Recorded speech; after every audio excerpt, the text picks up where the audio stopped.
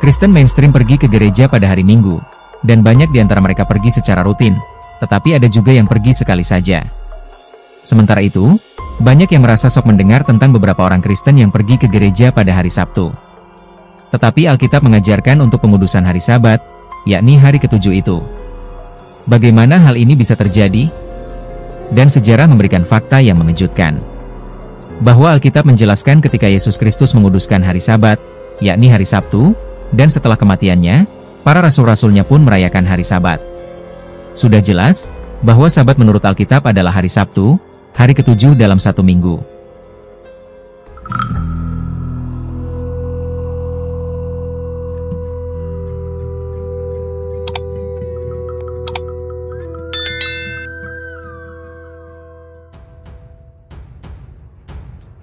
Gereja awal menguduskan hari Sabat menurut ajaran Alkitab. Lalu, mengapa kebanyakan gereja sekarang ini beribadah pada hari Minggu? Mari kita mencari tahu alasannya. Banyak pembela kekristenan mainstream mencoba menghubungkan asal mula perayaan hari Minggu itu dengan para rasul. Tetapi meskipun demikian, banyak juga di antara mereka yang merayakan hari Minggu itu harus mengakui bahwa tidak ada dasar Alkitabiah yang mengubah ke hari Minggu, dan juga tidak ada perintah dari rasul-rasul itu untuk tidak menguduskan hari Sabat, yakni hari Sabtu. Lalu, siapa yang menggantikan hari Sabat itu dari hari Sabtu ke hari Minggu? Karena kebenaran hari Sabat itu tidak berubah di dalam Alkitab, siapa yang mengubah hari beribadah ini dari hari Sabtu ke hari Minggu? Kapan perubahan itu terjadi? Setelah kematian rasul-rasul Kristus, ide-ide baru mulai bermunculan yang diperkenalkan kepada kekristenan. Selama abad kedua Masehi, Ignatius, Justin Martyr, Irenaeus, dan Clement dari Alexandria menyerang pengudusan hari Sabat, dan Tertullian meneruskan serangan itu pada abad ketiga. Pada konsili Nikea pada tahun 325 setelah Masehi, Konstantinus, Kaisar Romawi, dan Gereja Katolik menetapkan hari Minggu sebagai hari istirahat. Dan konsili Laodikia sekitar tahun 365, Gereja Katolik menyatakan ilegal untuk mengikuti cara ibadah orang Yahudi, yang beristirahat pada hari Sabat, yakni hari Sabtu.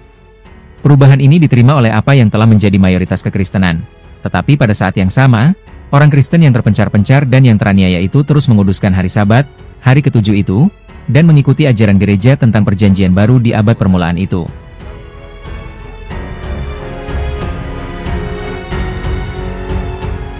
Bagaimana suatu perubahan besar seperti itu bisa terjadi? Dan apa yang mendasari alasan pengubahan hari Sabtu ke hari Minggu?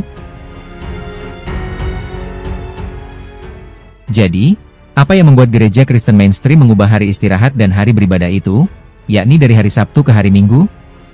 Penyebab utamanya ialah karena kombinasi antara otoritas gereja yang mengesampingkan prinsip-prinsip Alkitabiah dan pengaruh agama paganisme, yakni penyembah dewa matahari dan antisemitis, yaitu anti-Yahudi.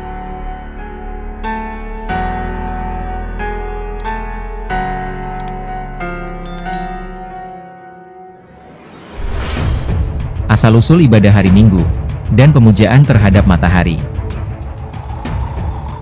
Konstantinus adalah orang yang pertama kali dikenal sebagai orang Kristen dari Kaisar Romawi.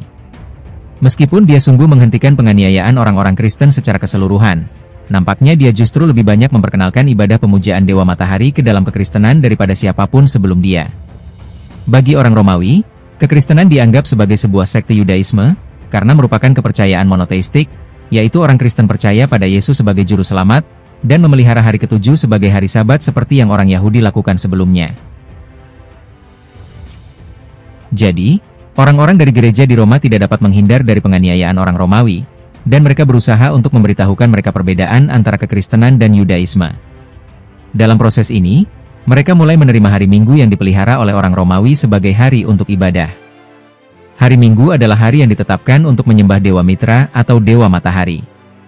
Mitraisme yang merupakan sebuah turunan dari agama orang-orang Persia, yaitu Zoroastrianisme telah diperkenalkan ke Roma sekitar abad pertama sebelum Masehi. Dewa Mitra dijelaskan sebagai dewa tak terkalahkan, atau dewa abadi, dan Mitraisme kebanyakan dianut oleh prajurit-prajurit Romawi. Pada saat kekristenan menyebar di Roma, Dewa Matahari Mitra telah ditinggikan menjadi dewa pelindung dari kekaisaran, dan Mitraisme telah dianggap sebagai kepercayaan yang paling utama dan sangat berpengaruh di Roma. Gereja Romawi mencoba untuk menghindar dari penganiayaan orang Romawi dengan menerima hari Minggu, yang dipelihara untuk menyembah Dewa Mitra, sebagai hari ibadah.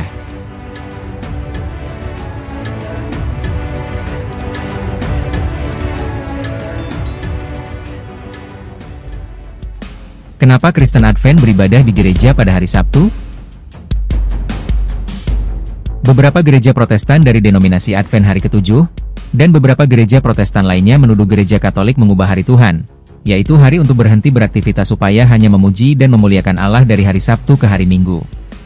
Menurut mereka, para pengikut Kristus seharusnya menguduskan hari Sabat, dan itu adalah hari Sabtu.